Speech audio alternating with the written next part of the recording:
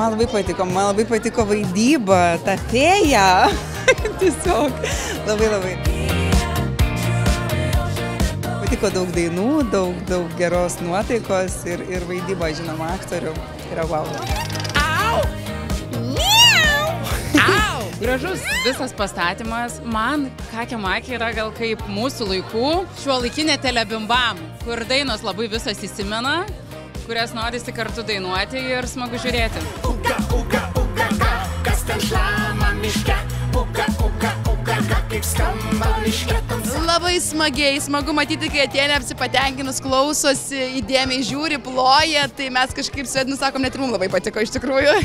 Visą tai, ką pamatėm, buvo labai fainai, labai daug dainų ir tos geros tiesiog emocijos, kur šypsai, sėdi laimingas, patenkintas. Žalkas yra gerbėjas Kakės-Makės, mes tikrai turime daug knygų. Buvo šis spektaklis labai panašus į vieną knygą, tai turėjom tokių sąsajų kažkokių, gvildenom, mąstėm. Tai kas patiko?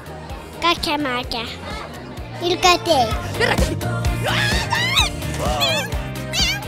Gan skeptiškai žiūriu į vaikiškus spektaklius, bet šį kartą likau labai tokia, su gera tokia nuostaba. Tikrai labai šiuolaikiškas, labai smagus, lengvas, malonu žiūrėti, skoningas.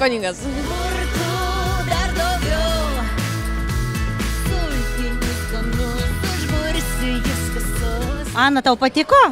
Taip.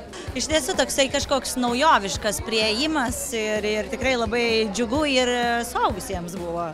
10 iš 10. Aš Kakė-Makė, o čia mano filmas, geriausios nuotaikos ir džiaugsmo pilnas, bet ragana ir monstrai visi čia vaidina, filmuojame fantastišką vaikišką filmą. Mes labai jūs kviečiame į savo naują spektaklį Kakė-Makė ir talentų šou.